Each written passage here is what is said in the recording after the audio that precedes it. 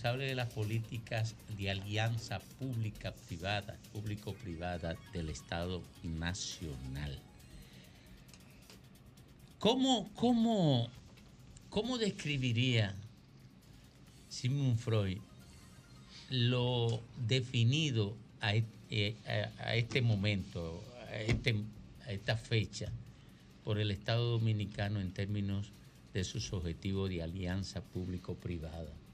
A esta fecha, 3 años de gobierno. Bueno, muy buenas tardes a todos los amigos de aquí de Sol de la Tarde. Contento de estar por aquí. Gracias, Domingo, por permitirme empezar por esa pregunta, porque me permitirá un poco poner en contexto al país de lo que nosotros hemos estado estructurando durante estos 3 años y lo que tenemos ahora.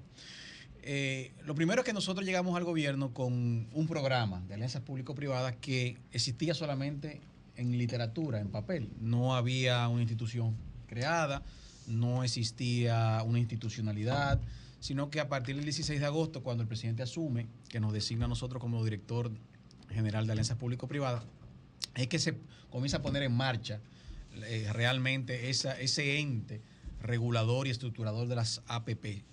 Porque lo que teníamos hasta ese momento era la ley 4720 que ordenaba el programa, pero inclusive la propia ley establecía un vacatio legis de 18 meses para comenzar a crear la institución y los proyectos. Sin embargo, el presidente, como tenía como parte de su programa de campaña la estructuración de algunos proyectos importantes de alianza público-privada, nos aceleró la entrada en funcionamiento de la institución. Entonces, pues, empezamos a construir el aspecto también normativo del programa, porque se requería la aprobación del reglamento, de todas las metodologías, los lineamientos que se requieren para estructurar proyectos de esta naturaleza. Y de igual manera, la conformación de una institución, recursos humanos, capital, todo lo que es la parte institucional, logística. Bueno, eso, como ustedes comprenderán, toma tiempo. Pero a la vez, estructurar proyectos de alianzas público-privadas no es tan sencillo como lanzar una licitación de una obra pública tradicional, sino que una alianza público-privada es un programa, un proyecto del cual el Estado Dominicano estará asociado, casado con un agente privado durante muchos años, un mínimo de 5 años y hasta un máximo de 40 años, como establece la ley. Por lo cual requiere de una serie de elementos estructurales preliminares previos a poder materializar proyectos de manera puntual. Y para no repetir situaciones que nosotros vivimos anteriormente, que conocemos, como el caso de la autopista de Samaná, que tuvimos que volver hacia atrás por haber sido mal estructurada desde sus orígenes, entonces nosotros nos abocamos durante años y tantos meses a realmente estudiar de manera detenida los proyectos más importantes que habían sido depositados en la institución. ¿Cuáles son esos proyectos más importantes? Bueno, el caso puntual del desarrollo turístico de Pedernales, que sin lugar a dudas es el proyecto bandera de esta gestión y de la dirección que nosotros encabezamos. De igual manera, proyectos como la autopista del Ámbar, que ya se encuentra en fase de licitación, que es un proyecto también sumamente importante, con una similitud con el mencionado autopista de Samaná Santo Domingo. De igual manera, proyectos como Arroyo Barril, que es un puerto de cruceros que ya adjudicamos y estaremos firmando el contrato ya para la semana próxima con el agente privado, que va a transformar un puerto que estaba dormido en Samaná y lo convertirá en un nuevo puerto de cruceros, que se convertirá en el primer puerto de cruceros formal en Samaná, a pesar de que llegan cruceros, pero de manera de tender, o sea, desde fuera se desmontan en pequeños botes, y ahora tendremos el primer puerto de cruceros. Proyectos como el acueducto Punta Cana Bávaro, que también estamos trabajando de manera muy acelerada, y hoy, aquí lo puedo decir de manera, una primicia. Atención.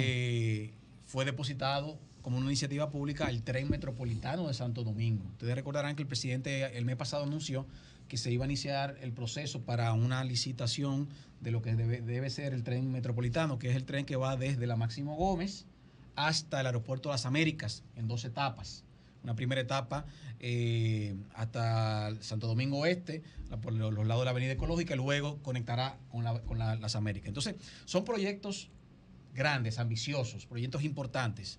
Entonces, a tu pregunta puntual, yo te diría que nosotros nos sentimos satisfechos de que hemos podido avanzar con estos proyectos que requieren de tanto análisis, de tanta estructuración, de una ponderación muy detenida, y ya podemos mostrar resultados. Ya usted puede ir hoy a Pedernales y va a ver lo que está ocurriendo en esa localidad con la construcción de los primeros 2 hoteles, planta de tratamiento, el acueducto de Pedernales, las vías internas del proyecto. O sea, ya bueno, Pedernales se está convirtiendo en una realidad. Eso pudiéramos estarlo viendo ya. Sí.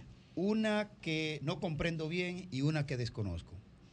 La que no comprendo bien es el fideicomiso de la policía. No logro entenderlo todavía. Esa es una. Y 2, mi querido amigo Sigmund, de tantos años, ¿cuál de eso que tú has llevado, qué está en carpeta que tú dices, caramba, esta no la podré sacar en estas funciones públicas? Mira, primero, Greimer, el tema de la policía no está dentro del ámbito de la competencia nuestra, pero simplemente explicarte, porque el fideicomiso de la policía se crea con la finalidad de incorporar un vehículo en el cual los empresarios o agentes del sector privado puedan aportar de manera de donación, porque sí es importante establecer eso. Lo que el presidente de la República quiso lograr con esto es que lograr la donación o aportes o colaboración por parte de agentes privados a la modernización y compra de algunos insumos de la policía.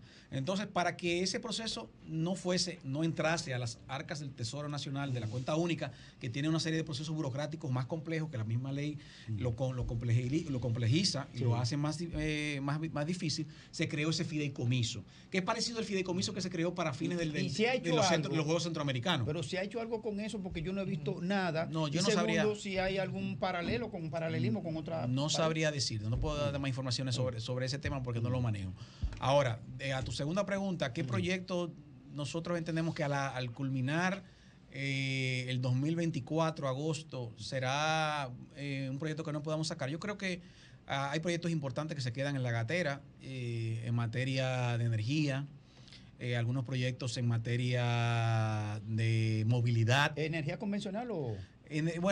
Ambas, más energía eólica, energía solar, algunos temas con las EDES para la mejora de la eficiencia y algunos proyectos de movilidad como la inspección técnica vehicular, otros proyectos que posiblemente no podamos nosotros licitar antes de que lleguemos a las elecciones o que llegue el 16 de agosto. Sigmund, a 25 años del proceso de capitalización de empresas del sector público, todavía queda un sabor amargo en la boca de mucha gente, incluyéndome, y por lo tanto cierta duda con el mecanismo de alianzas público-privadas. ¿Podrían ser comparables en tanto mecanismo de transferencia de renta desde el sector público al sector privado los negocios estructurados en torno a estos esquemas? No, mira, Federico, yo entiendo que lo primero es que la ley 4720 vino a crear un mecanismo mucho más transparente y a la vez más riguroso para poder estructurar estas sociedades o alianzas entre el sector público y el sector privado. Recuerda, lo primero es que la ley 4720 no permite la enajenación de activos por parte del Estado de manera permanente, sino que las APP son contratos de sociedad a un tiempo determinado en el cual al momento de llegar el término de ese contrato, todo vuelve a manos del sector privado. Ahora, sector público, perdón. Ahora sí existe algo que se estará sometiendo en las próximas semanas también, importante anunciar, y es que el gobierno ha estado trabajando en una ley de empresas públicas y empresas mixtas.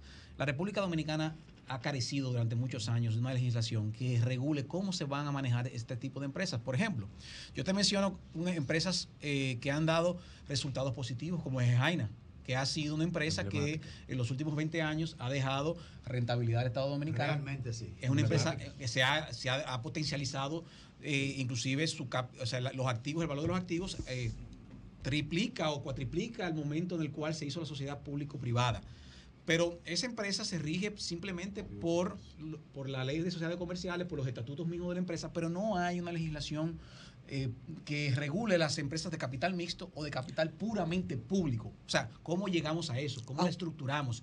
¿Qué previsiones debemos tener? Un marco especial específico para determinar, por ejemplo, te menciono algo, la corporación que deberá operar el proyecto turístico de Cabo Rojo Pedernales deberá ser una corporación público o una prestación mixta, porque sin lugar a dudas requerirá participación privada para poder lograrlo. Sí, aunque usted hace una referencia de Jaina, ¿no? Como socia, por supuesto, y parte de este proyecto. Jaina incluso tuvo que ir a un arbitraje, porque en esa sociedad, bueno, pues prácticamente había estafado al Estado. Se comprobó después cuando perdió esto en arbitraje. O sea, entonces eso pasó. Y por ahí un poco mi inquietud, que es que cuando aquí empezó, aunque no es nuevo, a hablarse de las APP, que fue con esta gestión, la gente, bueno, empezó a tener, yo no sé si es prejuicio o cómo ustedes pueden cambiar esto. Hacías también la referencia de la autopista del Nordeste y de la mala estructuración. ¿Cómo es que la gente puede entender ahora la lógica? Que no es que el Estado va a poner todo para favorecer al sector empresarial, que es lo que muchos piensan y han pensado. Yo creo que son prejuicios. Y prejuicios que tienen algunos prejuicios su razón.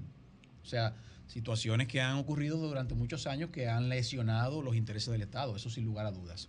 Ahora, ¿qué ocurría antes que no las debe ocurrir ahora? Son un ejemplo. Sí, hay muchos casos. El caso del sector eléctrico las principales son uno de los mejores casos, las distribuidoras en su momento. Ahora, ¿qué ocurre ahora distinto? Primero tenemos una ley, que no existía la ley. Anteriormente lo que se regía era mediante la ley 340, el aspecto de la concesional.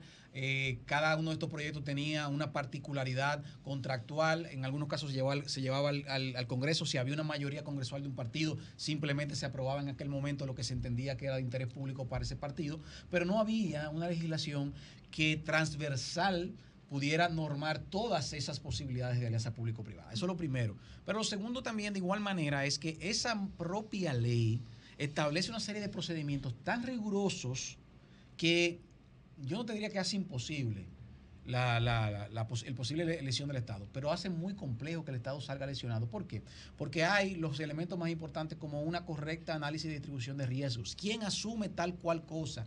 ¿Qué hace el Estado? ¿Cuáles son los aportes que debe tener el Estado? Que deben estar establecidos mediante metodologías, análisis que tienen que pasar no solamente por la Dirección de Alianza Público-Privada, sino por un consejo de APP que está integrado por el Ministro de Hacienda, Economía y Planificación, Ministerio de la Presidencia. O sea, hay una serie de filtros que hacen que estos proyectos tengan una mayor sofisticación al momento de su estructuración. Ahora, todo mucho dependerá también de cuál es la voluntad del Estado en ejecutar proyectos de esta naturaleza. Yo te voy a poner un ejemplo puntual. El caso de la autopista del Ámbar. ¿Cómo nosotros estamos licitando la autopista del Ámbar? El Estado Dominicano lo que aportará solamente serán cerca de un 10% del capital que requiere la obra y un aporte en naturaleza de unos terrenos en Puerto Plata que el Estado Dominicano adquirió, que lo estamos aportando a un precio casi 5 veces al que fue adquirido. El agente privado tendrá que poner todo el capital y ser responsable del financiamiento de la obra. O sea, si ustedes analizan cómo hemos estructurado el proyecto de autopista del Ámbar, hay un equilibrio. Y déjame decirte al día de hoy, ¿cuántas empresas están participando en esa licitación? 6 empresas. Entonces, lo que determina que se pueden estructurar proyectos de alianza público-privada en la cual el Estado Dominicano no salga lesionado, y si está bien estructurado, el sector privado va a participar. O sea que yo creo que esos tiempos en los cuales el Estado Dominicano salía siempre lesionado, con esta ley y evidentemente con la voluntad política de hacerlo y llevarlo a cabo, ya se puede combatir, se pueden reducir esas posibilidades. Sí, regresando al tema de la policía, porque no me quedó como un poco claro. El fideicomiso de la policía no lo va a manejar alianza público-privado.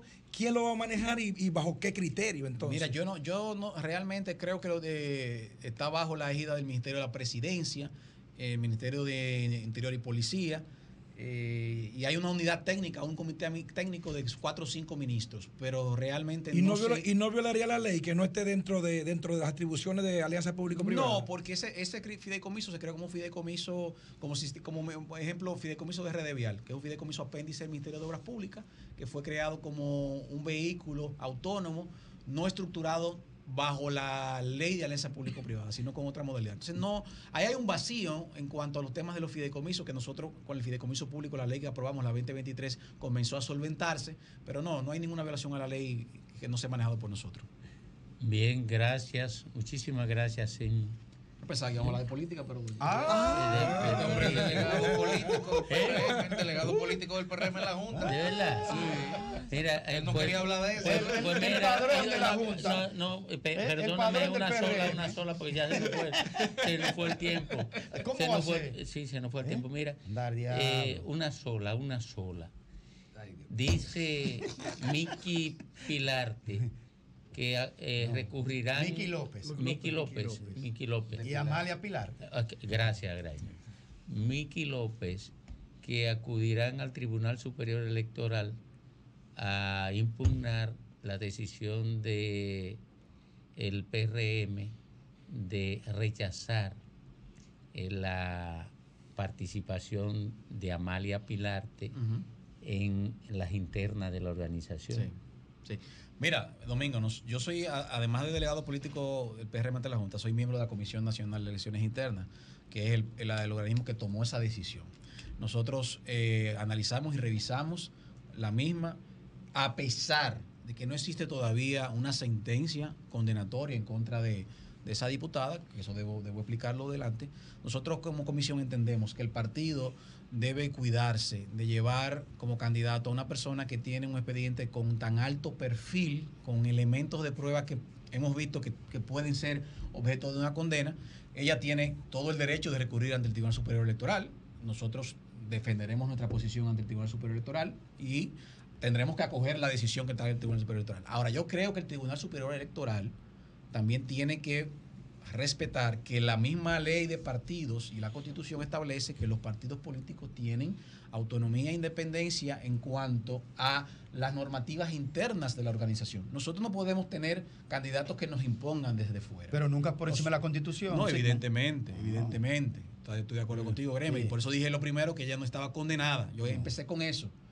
Ella todavía es inocente de cualquier tipo de acusación que se pueda presentar. Ahora, nosotros entendemos que como mecanismo de enviar un mensaje a la sociedad política, a los militantes del partido, es una decisión que nosotros vamos a tratar de defender, tanto internamente como en el Tribunal Superior Electoral, y tenemos que el derecho del partido de reservarse esa posición para otra candidata. Como por ejemplo el caso de Gorimoya.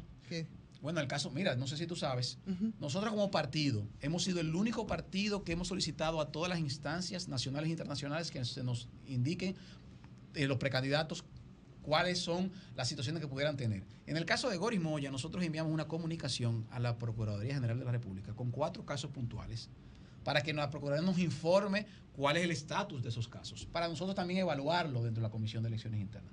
Al día de hoy no hemos recibido... Porque ya reinscribió su candidato. Sí, él se inscribió, pero recuerda lo siguiente.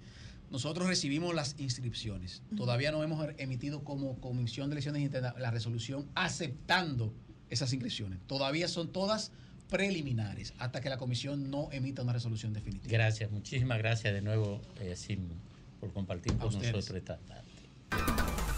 Sol 106.5, con la mayor variedad de contenido, información, entretenimiento e interacción en una sola estación. Cobertura total, disponible para ti en la radio y en las plataformas digitales.